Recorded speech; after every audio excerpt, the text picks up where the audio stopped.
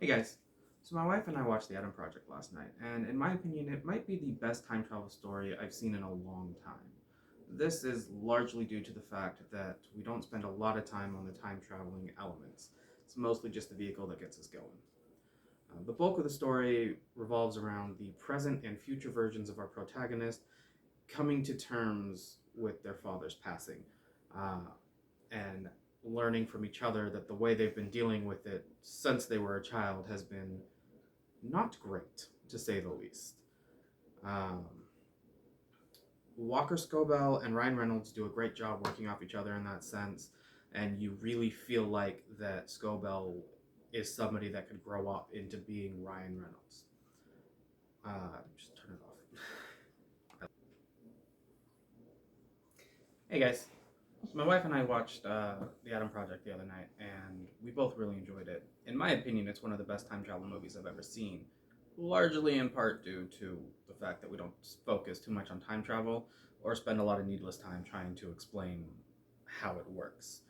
The few lines we do get about the rules of time travel in this movie boils down to it works.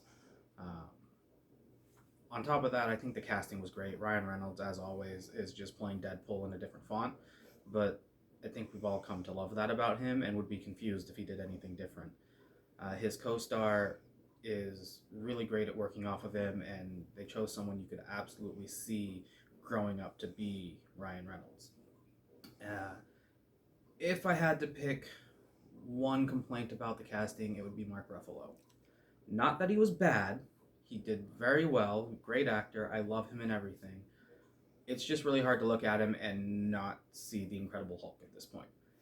Especially so soon after Endgame, where he was also working on time travel. Uh, Once the story really gets going and we do jump into the time travel stuff, it's really fun. The action is great, really quick paced, and you never really feel like you're waiting around for something to happen. Even when it is just dialogue or emotional scenes, it's moving forward very steadily, and I loved that about this movie. A lot of times when films try to focus too much on a emotional scene, it can bring the whole movie to a standstill, and it's hard to get going again. As far as the climax goes, it's kind of a bittersweet moment.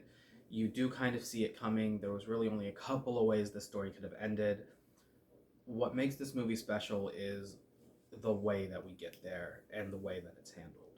Um, so even when something comes up, where you're like, oh, I knew this was going to happen, you're surprised in the way that it happens, which was great for me because even though I was able to pick out all the plot points along the way, I was still a little bit surprised by how I got there. And I'm sure my wife is going to love to hear that too because she hates when I figure out the twist of a movie and then by the time we get there, I'm just like, yeah, see, I told you. Um, but overall, if you like sci fi, especially if you like time travel, definitely give this one a watch.